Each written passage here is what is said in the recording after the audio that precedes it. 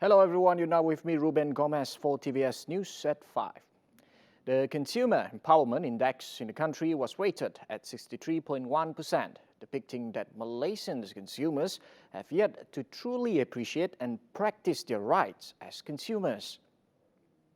According to Domestic Trade and Consumer Affairs Minister Datuk Sri Alexander Nanta Linggi, his ministry is targeting to achieve 85% of the Consumer Empowerment Index in 2 years.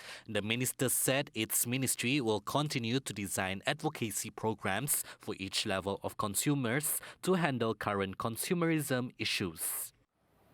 Indeks ini menunjukkan bahawa pengguna di negara kita ini masih belum benar-benar menghayati dan mempraktikkan hak-hak mereka sebagai pengguna. Kementerian akan terus merangka program advokasi di setiap peringkat masyarakat bagi menangani isu-isu kepenggunaan semasa dalam memberi pendidikan kepada pengguna mengenai kelestarian alam sekitar dengan kerjasama NGO, komuniti dan masyarakat awam. In this regard, the minister said this year is the first time Malaysia is celebrating the National Consumer Day on the same date as the World Consumer Rights Day, which is on March 15. The initiative taken by the Sarawak government to assist students from the state to repay their loans with the National Higher Education Fund Corporation (PTPTN) should be emulated by other state governments. PTPTN in a statement regarded the effort by the Sarawak government as appropriate at a time when the people are affected by the COVID-19 pandemic. It said PTPTN is always prepared to work with the state government in realizing this initiative. The incentive is given through the Sarawak Foundation to students who have repaid at least 30% of their loan. Additionally, no application is required to obtain the incentive, as those eligible can check their names through the official PTPTN portal. The Ministry of Health projected that Malaysia's COVID-19 cases would decline to 500 daily by May. However, its Minister Datuk Sri Dr. Adham Baba said the trend of decline can be maintained if the people continues to comply with SOP. Adham noted that nationwide, the COVID-19 reproduction rate has declined from 0.89 2 weeks ago to 0.87 yesterday. Namun begitu, jika sekiranya SOP ini tidak dapat dipatuhi, RT dijangka akan meningkat semula melebihi 1.0. Begitu juga dengan bilangan kes harian. An RT value above 1.0 indicates that the epidemic continues to grow. Meanwhile, a figure below 1.0 shows the epidemic is declining. The Malaysian Communications and Multimedia Commission (MCMC) has issued invitations for the installation and provisioning of broadband access services via satellite. This will be implemented at 839 locations throughout Malaysia under the Jendela Plan, covering states such as Sarawak, Johor, Kelantan, Negeri Sembilan, Pahang, Perak and Sabah. MCMC in a statement said most of these locations are in remote areas. This is where provisioning of public cellular services and mobile broadband will take a considerable time to deploy. The Commission added that the satellite broadband is seen as a quick and interim solutions, as high-speed broadband can be deployed in just a matter of days. The MCMC aims to deploy on all sites successfully by October 2021. Residents at the 839 locations will enjoy free internet access with an average speed of 35 Mbps. Hello everyone. Kampong Tambak Pusat, the birthplace of the special sugar made from palm trees. With various research and development on the food industry today, the diversity of palm sugar-based products can be diversified.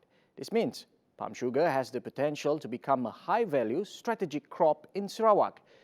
Khairil Zarif has the detail. Gula Pong Kampung Tambak tu semua orang tahu. Sebut gula apung tambak memang glamour lah.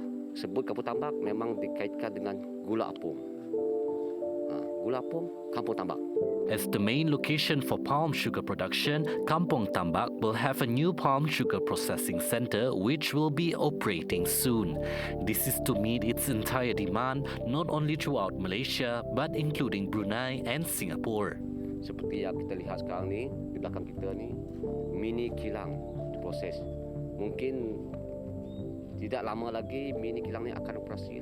The improvement of the processing center was also approved by the Federal Agricultural Marketing Authority. Mereka kita memang setuju sebab kita nak tujuannya bila ada olah penambah kebaikannya bila sebab kita tahulah di luar negara bila kita pergi luar negara nyat anangkan tempat hygienik sih sebenarnya bersih kasih tempat bagus kasih tempat dia nang fama nang nyokong satu patus dan kita berharap juga lah benda tu akan berterusan dan fama akan terlibatlah.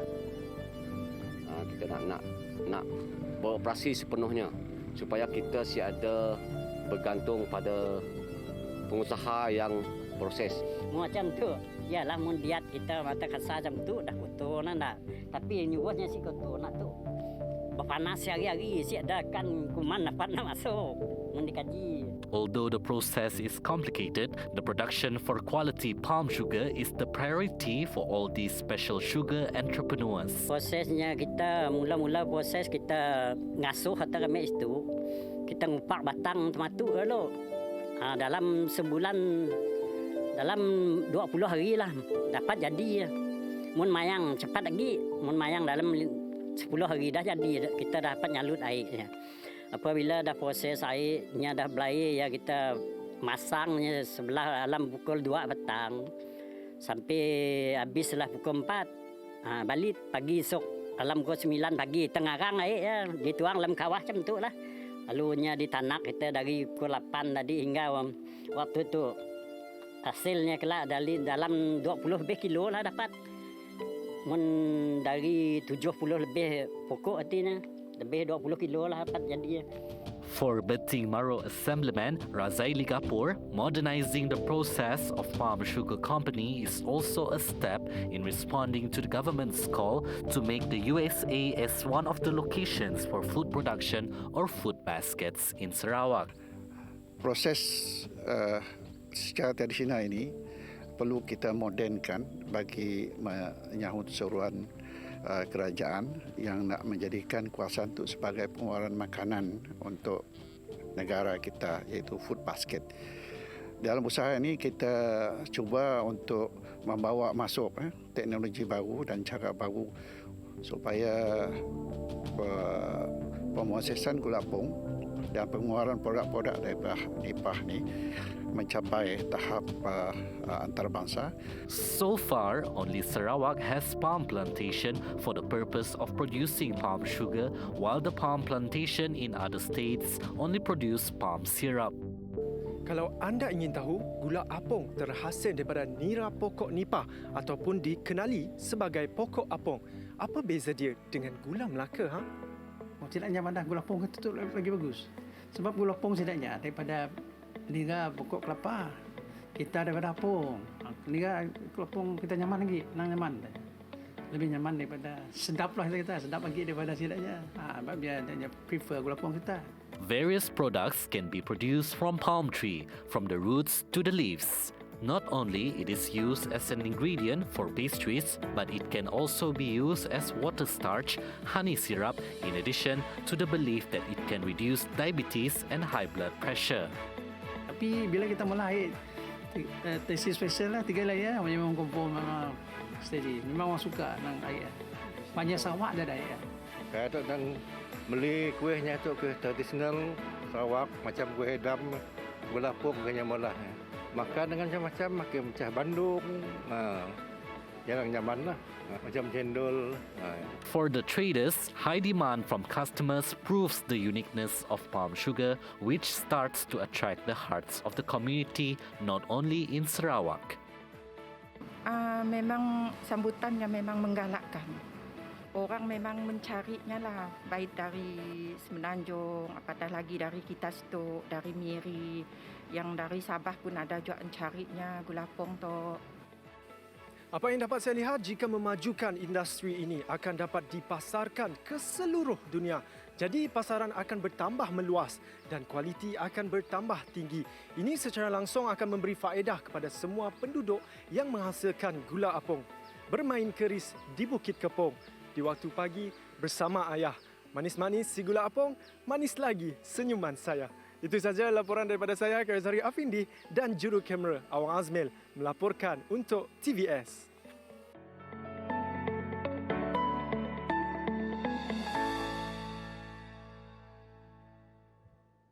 Well, that's conclude the news at 5. Remember, 11:30 p.m. with Handy Gui for the Nightline. Ruben Gomez, anytime, anywhere.